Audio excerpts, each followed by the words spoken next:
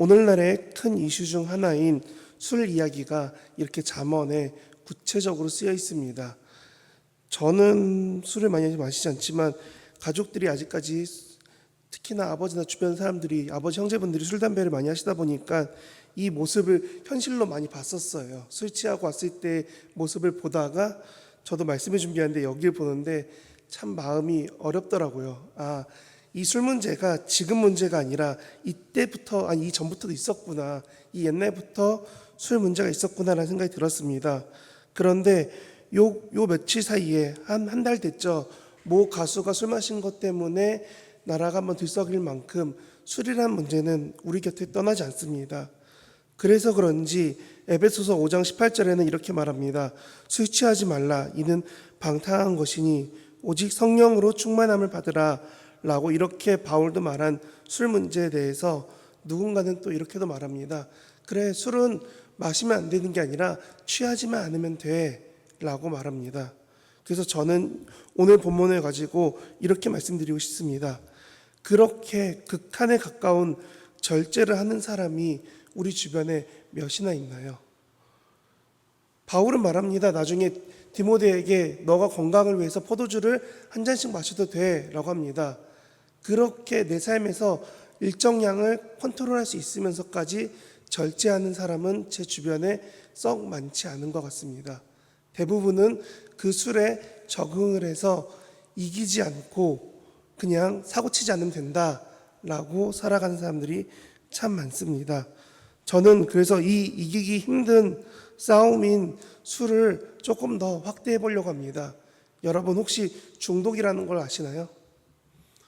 제가 핸드폰을 만약에 집에서 놓고 와서 교회에 출근했다고 하면 저 하루 종일 불안해합니다. 무언가 연락이 왔을 텐데, 무언가 누구한테 뭔가 왔을 것 같은데, 뭔가 중요한 게 있을 것 같은데 하고 집에 돌아가면은 따로 특별한 거 없습니다. 근데 이게 저뿐만이 아니라 어린 친구들 같은 경우 매우 심해집니다. 그래서 핸드폰을 못 놓고 있는, 핸드폰에 중독된 아이들이 생겨납니다. 그리고 오늘날에는 술을 포함한 많은 기호식품들, 담배도 있을 수 있고 요즘 누군가 말하는 마약류부터 해서 혹은 가볍게 휴대폰이나 아니면 다른 여러 자극들까지, 그러니까 사람들은 걱정을 참 많이 합니다. 이 중독에서 어떻게 벗어나고 살아갈 수 있을까? 뭐라 말을 해야지 이 중독에 걸린 사람들이 빠져나올 수 있을까? 의지가 될 수 있을까? 하고 고민이 되게 됩니다. 그런데 우리가 하나님의 사랑에만 집중한다면, 이 중독을 넘어선 하나님 사랑에만 빠져서 살아간다면 참 좋을 텐데, 우리 곁에는 하나님보다 좋은, 하나님을 위한다는 핑계하에 좋은 타협점들이 많이 있습니다. 그리고 거기에 적응한 채 살아갑니다. 저도 핸드폰을 어제 하루 종일 일하다가 놓고 있다가 저녁 오후쯤에 오후 예배 끝난 다음에 가서 열어보면은 여러 가지 알람이 잔뜩 떠 있습니다. 근데 실제로 읽어야 될 것보다는 뭐 해주세요, 뭐 광고합니다, 이런 내용들이 잔뜩 있더라고요. 결국은 사람 마음에 불안해지는 거는 내가 당장 못하는, 당장 무언가 하지 못했다는, 당장 내 손 안에 없다는 그 단절감, 그 금단현상 때문에 불안해하고, 우리는 금단현상을 느끼는 그 모든 것을 중독이라고 합니다. 근데 오늘 본문이 그런 중독에 대해서 말하고 있습니다. 이렇게 말하죠. 33절에 이렇게 말합니다.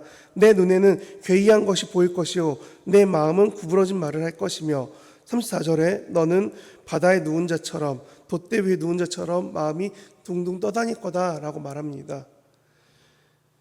이 말이 곧 결국은 이렇게 말하는 겁니다. 우리가 세상에서 말하는 잠깐의 유익이나 즐거움 때문에 혹은 그런 거짓에 속아 넘어가면 안 된다고 말하는 겁니다. 창세기 3장에 보면은 하와와 뱀이 대화할 때 이렇게 대화합니다. 동산 중앙에 있는 나무의 열매는 하나님의 말씀에 너희는 먹지도 말고 만지지도 말라, 너희가 죽을까 하노라 하셨느니라. 34절에 이렇게 말하죠. 뱀이 여자에게 이르되 너희가 결코 죽지 아니하리라. 창세기 3장에서 바뀐 내용은 하나입니다. 너가 보거나 만지면 죽을 거야. 뱀은 말하죠. 아니야, 안 죽을 거야. 죽을 거야가 안 죽을 거야라는 작은 타협이 생긴 다음에 하와는 자연스럽게 그 죄로 넘어갑니다. 결국은 많은 죄들이, 많은 유혹들이, 많은 중독되는 것들이 결국 이런 작은 타협에서 시작합니다. 근데 사실 창세기 2장에서 아담에게 하나님은 뭐라고 말씀하셨냐면 너가 이 과일을 먹으면 반드시 죽을 거야라고 하십니다. 근데 그게 하와에게서는 죽을 것 같아. 뱀에게서는 안 죽을 거야. 그러니까 결국은 죄를 짓고 나서 말하죠. 우리는 안 죽었어 라고요.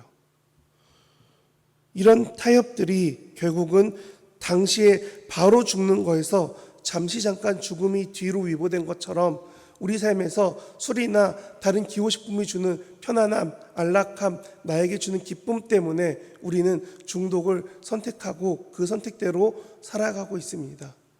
젊은 친구들이 여러 가지 중독 증세 중 가운데 놓지 못하는 가장 큰 이유가 여기에 있는 것입니다. 당장 눈앞에 아무런 피해가 없어 보이거든요. 친구들 다 하고 있는 거 안 해도 괜찮다라고 생각하고 살게 되거든요. 그런데 성경에서 이렇게 자기 삶이 유보된 늘어난 히스기야 같은 경우 그의 아들 요시야가 태어났을 때 어떻게 됐나요? 그때부터 자기 마음대로 삽니다. 그의 늘어난 15년의 삶 중에 실제로 하나님을 바라본 것보다는 그저 자기 뜻대로 살았기 때문에 아들 므낫세가 자기 마음대로 50년 넘게 악한 왕으로 살았다라고 열왕기 상하에서 충분히 말하고 있습니다. 저희는 이 부분에 집중해야 됩니다. 하나님을 떠난 삶이 결국은 중독에 이르기 쉽게 되고 하나님을 떠난 삶에서 공허함을 다른 것을 채우다 보면 우리는 너무나 쉽게 하나님 대신 다른 것들로 채우고 타협하고 그곳에서 만족하게 됩니다. 그래서 저는 여러분에게 이렇게 전달하고 싶습니다. 영어로 위험이라고 말하는 danger라는 거를 저는 어릴 때 이렇게 배웠습니다. 단 거라고요. 네, 누가 청소년 수련회 때 이런 얘기 하시더라고요. 여러분 단 거 아시죠? 하길래 네, 맛있는 거 알죠? 했더니 그거 말고요. 위험한 거 dangerous를 쓰면 단 거가 되더라고요. 근데 이게 왜 위험하냐면 살 빠지려고 하는 사람들 먹으면 가장 안 되는 게 당입니다. 탄수화물이 아니라 당류를 먹으면 안 됩니다. 근데 단 거 먹으면 엄청 당깁니다. 운동하고 나면은 단 거 먹고 싶어집니다. 그렇게 사람 몸을 망가뜨리는 것 중에 생각보다 몸에 맞는 게, 입에 맞는 게 몸을 망가뜨리는 게 많습니다.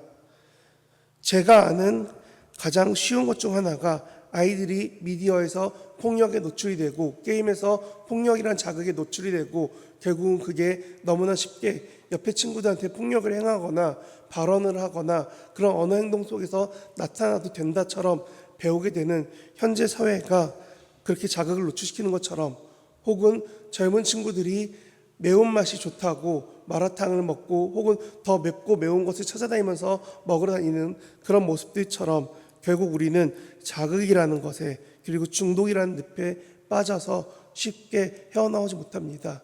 그런데 이게 과연 담배처럼 백해무익하기 때문에 우리 눈에 쉽게 이건 나쁜 거야 알기 때문에 우리가 안 하고 있는 것 말고 진짜로 여기 계신 모든 분들이 다들 하나님만 선택하고 하나님 외에 그 자리에 둔 것은 없으십니까? 저는 방금 말했던 담배나 혹은 우유주사라고 말하던 프로포폴을 사람들이 선택했던 가장 큰 이유가 그것이 줄 나쁜 유익보다도 당장 주는 유익 때문에 손을 놓지 못했던 그 많은 사람들의 선택을 바라봤기 때문인 것 같습니다. 혹여나 주변에서 너무나 힘들어하고 있는데 그 사람이 술 마신다고 할 때 저도 말리지 못하던 제가 다 위로할 수 없기 때문에 하나님이 위로해 주실 건 알지만 당장 이 사람의 마음을 어떻게 하지 못하기 때문에 이 사람이 술을 먹거나 화를 내고 있을 때 아무것도 못하던 제 모습을 바라보며 저는 생각했습니다. 과연 우리가 이런 중독이나 자극에서 벗어날 수 있는 이것을 깨닫고 이것이 나쁘다라고 결정할 수 있는 결단할 수 있는 우리 능력이 있을까? 저는 그것이 없기 때문에 한 가지 말씀을 같이 전하려고 합니다. 고린도전서 3장 16절 17절 말씀에 이렇게 쓰여 있습니다. 너희는 너희가 하나님의 성전인 것과 하나님의 성령이 너희 안에 계시는 것을 알지 못하느냐. 누구든지 하나님의 성전을 더럽히면 하나님이 그 사람을 멸하시리라. 하나님의 성전은 거룩하니 너희도 그러하니라. 아멘. 제가 신대원에 입학하기 위해서 열심히 외우던 구절입니다. 저 말고 뒤에 계신 김목사님 두 분 다 외우시는 구절입니다. 근데 그 학교에 들어갈 때까지만 해도 저는 이것을 왜 외우는지 몰랐어요. 그냥 많이 외워야 되는 여러 개 중 하나인가 보다. 이게 왜 안 외워지지 하고 외웠었습니다. 그런데 지금 목사가 돼서 다시 한번 말씀을 돌아보니까 작은 뜻 하나는 알게 된 것 같습니다. 하나님 말씀 외에 다른 것들로 채워지면 안 되고, 하나님 말씀 외에 다른 것들이 내 안에 서 있다면, 하나님이란 이름 옆에 무언가 붙어 있다면 결국은 내 삶도 작은 타협으로부터 시작하고 있다라는 결단이 되었습니다. 그래서 저는 여기 계신 모든 분들에게 감히 말씀드립니다. 오늘 기도하실 때 특별히 한 가지 함께 기도해 주시기 바랍니다. 하나님이 여러분의 연약함을 아시고 부족함을 아시고 내가 넘어질 수밖에 없는 태업하기 쉬운 부분이 혹시나 생각난다면 그 부분을 지켜달라고, 그리고 내 주변에 혹시나 다른 여러 가지로 중독되어 있는 사람들이 있다면 그 중독에서 벗어날 수 있게 그분들 곁에 계신 하나님의 도우심이 이들이 느낄 수 있고 깨달을 수 있고 알게 되어서 결국은 하나님께로 돌아올 수 있도록.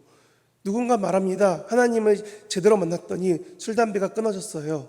네, 아직 제 주변에 그렇게 끊지 못한 사람들이 전 많아서 그런지 몰라도 그 말이 참 위로가 되면서 기도가 됩니다. 여기 계신 모든 분에게 동일하게 권합니다. 여러분의 삶에서 중독된 그것을 끊어내십시오. 그리고 혹시나 내 주변에 그런 기도가 필요한 사람이 떠오르신다면 그분들을 위해 특별히 더 기도 많이 해주십시오.